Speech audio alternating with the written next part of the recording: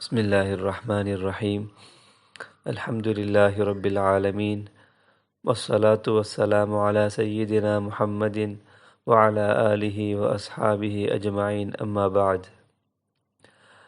அன்பார்ந்த மேலான பெரியார்களே, சகோதரர்களே, 2020ஆம் ஆண்டு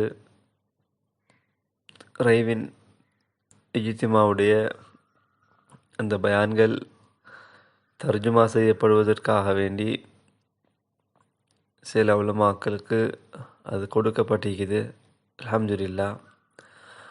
அல்லாஹ் தஆலா ஒவ்வொருவரும் அவங்களோட பொறுப்புகளை சரியான முறையில் செய்வதற்கு, அதன் மூலம் உம்மத் பிரயோஜனம் அடைவதற்கும் அல்லாஹ் தஆலா தௌஃபீக் செய்வானாக. என் மீது போடப்பட்டுள்ள ஒரு பொறுப்பு தான் ரைவின் இஜ்திமாவுடைய முதலாவது பயான். அந்த பயானை நிகழ்த்தி நாங்கள் ரைவின் மர்கஸுடைய 3 ஃபைசல்களில் ஒரு ஃபைசலான மௌலானா நதருர் ரஹ்மான் தாமத் பரகாத்துஹு அவர்கள், உண்மையிலே அவர்களோட அந்த குரல் மென்மையானது, அவங்களோட சத்தமும் மிச்சம் தாழ்வானது. அந்த அடிப்படையில் மிகவும் சிரமமான ஒரு காரியமாக அது இருப்பதனால அல்லாஹ்விடத்தில் முழுமையாக உதவியை தேடியவனாக என்னால் முடியுமான அளவு அதனுடைய தர்ஜுமாக்களை முன்வைப்பதற்கு அல்லாஹ் சுப்ஹானஹு வ தஆலா தௌஃபீக் செய்வானாக. கேட்கக்கூடிய ஒவ்வொருவரும் நமது பெரியார்கள் ஒன்று சேரக்கூடிய மிக முக்கியமான சந்தர்ப்பங்களில் ஒரு சந்தர்ப்பம்தான் ரைவினுடைய அந்த இஜ்திமாவாக இருக்குது. அதனால் அங்கு பேசப்படக்கூடிய ஒவ்வொரு வார்த்தைகளும் முழு உலக மக்களையும் முன்னோக்கி பேசப்படக்கூடிய வார்த்தைகளாக இருக்கின்றது. என்றபடியால் நாங்கள் ஒவ்வொருத்தரும் அந்த விடயங்களை நன்றாக செவிமடுத்து அதன்படி அமல் செய்ய, உம்மத்துக்கு எத்தி வைக்க அல்லாஹ் சுப்ஹானஹு வ தஆலா தௌஃபீக் செய்வானாக என்ற துஆவோட அந்த பயானுடைய தர்ஜுமாவை அல்லாஹ்வுடைய பெயரால் ஆரம்பித்து வைக்கிறேன். மௌலானா நதருர் ரஹ்மான் சாப் அவங்களோட முதலாவது வார்த்தை அது இடையிலேருந்து தான் ஆரம்பிக்குது. அதில் சொல்கிறாங்க, ஒரு மனிதன் எதுவரைக்கும் பூர்த்தியான ஈமான் அடைய முடியாதோ அதுவரைக்கும் பூர்த்தியான தீன்படி அமல் செய்கிறது சாத்தியமாகாது. ஒரு மனிதன் பூர்த்தியான ஈமான அடைந்தால்தான் அந்த மனிதனுக்கு பூர்த்தியான தீன்படி செல்வது லேசாகிடும். இப்போ இந்த பூர்த்தியான ஈமான அடைவதற்குரிய ஒரு வழிதான் அல்லாஹ் தாலாவுடைய அந்த ஈமானுடைய கலிமாவை அதிகமாக மொழிகிறது. ஒவ்வொரு நாளும் 100 தடவைகள், 500 தடவைகள், 1000 தடவைகள், இப்படியாக இந்த கலிமாவை நாவால் மொழிகிறதோட எந்த கலிமாவை நாவால் மொழிகின்றோமோ அந்த கலிமாவுடைய யகீன் உள்ளத்தில் உண்டாக்கப்பட வேணும். ஏனென்றால் ஈமானுடைய இடம் அது நாவில்லை, அது உள்ளமாக இருக்குது. எனவே ஒரு மனிதன் உள்ளத்தில் இந்த ஈமான்ட யகீன் வருவதன் மூலம்தான் அந்த மனிதன் வாழ்க்கையில் பூர்த்தியான ஈமான் வந்தடையும். பூர்த்தியான ஈமான் வந்து அடைஞ்சிட்டா அந்த மனிதன் பூர்த்தியான தீனுடைய அமல்களை செய்வது இலகுவாகிடும். அந்த அமல்கள் ஏற்றுக்கொள்ளப்பட்டதாக கருதப்படும். அப்படி இல்லாமல் ஒரு மனிதன், நான் அவங்கள்ட்ட ஒரு கேள்வி கேட்குறேன், ஒரு மனிதன் மக்களை ஏமாற்றுவதற்காக வேண்டி, ஒரு நோக்கத்துக்காக வேண்டி வெறுமனே நாவால் மட்டும் மக்களுக்கு முன்னால் இந்த கலிமாவை ஒவ்வொரு நாளும் 100 தடவைகள் 500 தடவைகள் ஓதுறாரு, அவர் மக்களுக்கு முன்னால் நடிக்கிறாரு. இந்த கலிமாக்கள் மூலம் இந்த மனிதன் சுவர்க்கத்தை அடைய முடியுமா? இந்த மனிதன் சொர்க்கவாசியாக மாறுவானா? மாறமாட்டான். ஏன்? அவருடைய உள்ளம் அதை நம்புதில்லை. உள்ளம் நம்பாத நிலைமையில், உள்ளத்தில் அந்த கலிமாவுடைய யகீன் இல்லாத நிலைமையில் அந்த மனிதன் வெறுமனே மக்களை ஏமாற்றுவதற்காக வேண்டி கலிமா மொழிகின்றான். எனவே இவருக்குரிய தண்டனை நரகத்தில் கடுமையாக அமைந்திடும். எனவே சகோதரர்களே, பெரியார்களே, எந்த கலிமாவை மொழிகின்றோமோ அந்த கலிமாட யகீனை எங்களோட உள்ளத்தில் நாங்கள் உண்டாக்கி கொள்ள வேணும். எனவே நாங்கள் ஒவ்வொருத்தரும் இந்த கலிமாவுடைய யகீனை உள்ளத்தில் உண்டாக்கக்கூடிய ஒரு முயற்சியில் நாங்கள் ஒவ்வொருத்தரும் ஈடுபட்டு கொள்ள வேண்டும். நாங்கள் ஈமானுடைய அந்த இடம் உள்ளமாக இருக்குது. எனவே உள்ளத்தை வச்சு தான் அல்லா தாலா முடிவு செய்கிறான். எனவே அல்லாஹ்ட பாதையில் வெளியாக சந்தர்ப்பம் கிடைச்ச மக்கள், அமல்களில் ஈடுபட சந்தர்ப்பம் கிடைச்ச மக்கள், அவங்க முதலாவது பூர்த்தியான ஈமானை உண்டாக்க முயற்சி பண்ண வேண்டும். எப்போ அந்த பூர்த்தியான ஈமானை அடைய சந்தர்ப்பம் உண்டாகுதோ, எப்போ பூர்த்தியான ஈமான் வந்து அடையுமோ, அப்போ அவருடைய ஒவ்வொரு அமல்களும் பூர்த்தியான அழகான முறையில் செய்யக்கூடியவராக மாறுவார். ஈமான்ட இடம் உள்ளமாகிக்குது.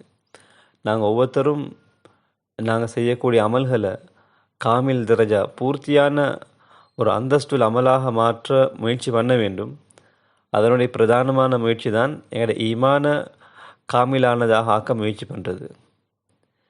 நாங்கள் ஒவ்வொருத்தரும் எங்களோட உள்ளத்தில் ஈமான உறுதியான முறையில் உண்டாக்கக்கூடிய ஒரு முயற்சியை நாங்கள் செய்ய வேணும்.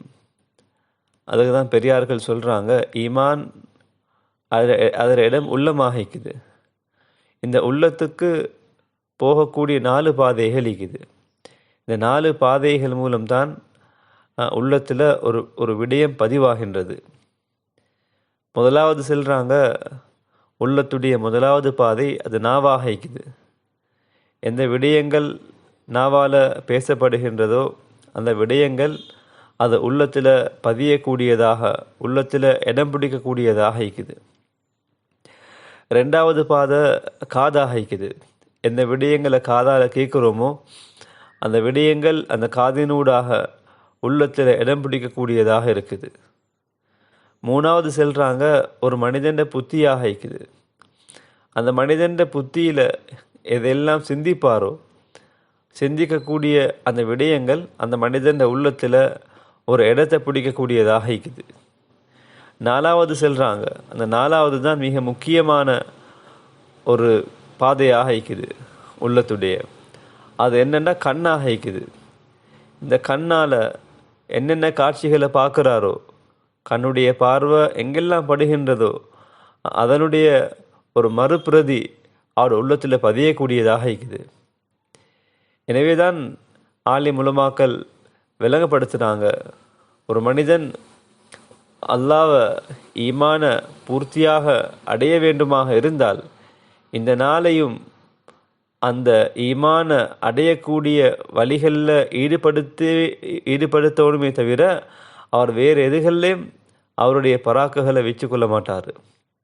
இந்த 4 பாதைகளையும், இந்த பிரதானமான பாதைகளையும் மிக முக்கியமாக இந்த ஈமான பூர்த்தியாக உண்டாக்கி கொள்ள வேண்டுமே என்ற அடிப்படையில் அதுக்காக வேண்டியே மட்டும் பாய்ப்பார். வேறு எந்த திசையின் பக்கமும் தன்னுடைய கவனங்களை செலுத்த மாட்டார். எல்லா காலங்களையும் இந்த 4 வழிகள் மூலம் பூர்த்தியான ஈமான் அடைய நாங்கள் முயற்சி பண்ணுறது கட்டாயம்.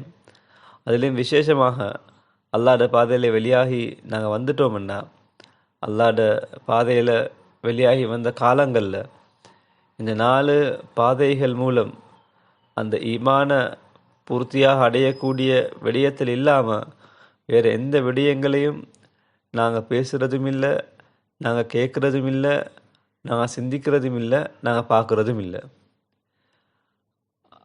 முழுமையாக அந்த பூர்த்தியான ஈமான் அடைவதற்கு நாங்கள் முயற்சிகள் செய்ய வேண்டும். வெளியாகின காலங்களில் இஜ்திமாய் அமால்களில் நாங்கள் ஆரம்பத்தில் இருந்து கடைசி வரைக்கும் சிந்தனையோடு நாங்கள் உட்கார்ந்து கொள்ள வேண்டும். இஜ்திமாய் அமால்கள் இல்லாத சந்தர்ப்பங்களில் நாங்கள் அந்த இஜ்திமாய் அமல்கள் மூலம் அந்த கிடைத்த பிரகாசம் இருக்குது, அந்த பிரகாசத்தை பாதுகாக்க முயற்சி பண்ண வேண்டும். அந்த அமல்களில் என்னென்ன முதாக்கராக்கள் செய்யப்பட்டதோ அந்த விடயங்களை ஒன்று நாங்கள் மீட்டிக்கொள்ள வேண்டும், இன்னத்தோரோட முதாக்கரா செய்ய வேண்டும். அதுக்கு பின்னால் நேரங்கள் கிடைச்சா கலிமாவுடைய திக்ரை அதிகமாக மொழிகிறது, குர்ஆன் திலாவத் செய்கிறது, அல்லாஹ்வுடைய திக்ரு செய்கிறது. இந்த மாதிரி நாங்கள் முயற்சிகள் செய்வதனால எங்களோட உள்ளத்தில் ஈமான்ட பிரகாசம் அது கூடிக்கொண்டே போகும், ஈமானுடைய ஒளி உள்ளத்தில் கூடிக்கொண்டே போகும். உள்ளத்தில் ஈமான்ட பிரகாசம் கூட கூட அந்த மனிதன் உள்ளத்தில் ஈமான் அது பூர்த்தி அடைய ஆரம்பிச்சிடும். பூர்த்தியான ஈமான் சொன்னால் என்ன? பூர்த்தியான ஈமான் என்றா இந்த ஈமானுடைய அமால்கள் மூலம் இவருடைய உள்ளத்தில் பிரகாசம் கூடி அந்த பிரகாசம் அது வானம் வரைக்கும் அடையக்கூடியதாக இருக்குது. எப்போ ஒரு மனிதன் உள்ளத்தில் ஈமான்ட பிரகாசம் கூடி அது வானத்தை தொடுகின்றதோ, இப்படியாப்பட்ட மனிதன் உள்ளத்தில் அல்லாஹ் அல்லாத எந்த சிந்தனைகளும் வராது. அவருடைய முழு சிந்தனையும் அல்லாவாக மாறிடுவான். இதுக்கு தான் சொல்லி பூர்த்தியான ஈமான் என்று சொல்லி. பூர்த்தியான ஈமான் என்றா உள்ளத்தில் ஈமான்ட பிரகாசம் அது கூடி அந்த மனிதன் அந்த பிரகாசம் அது வானத்தை தொடக்கூடிய அளவுக்கு அது பெரிதாகிடும். எப்போ ஒரு மனிதன் உள்ளத்தில் அந்த ஈமான் காமிலாகுதோ அப்படி என்றால் அந்த மனிதன் உள்ளம் ஒவ்வொரு வினாடியும் இப்போ என் மீது அல்லாத எந்த கட்டளை வந்திக்குது, அந்த கட்டளையை ரசூலுல்லாஹ் ஸல்லல்லாஹு அலைஹி வஸல்லம் அவங்க எப்படி செய்து காட்டினாங்க என்ற ஒரு சிந்தனை தான் இருந்து கொண்டே இருக்கும். எனவே சகோதரர்களே, பெரியார்களே, நாங்கள்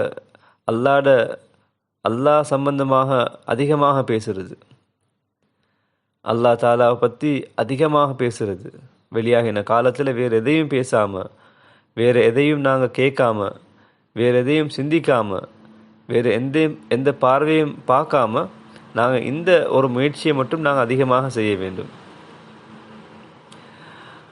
அதிகமாக தாவத் கொடுக்க வேண்டும்.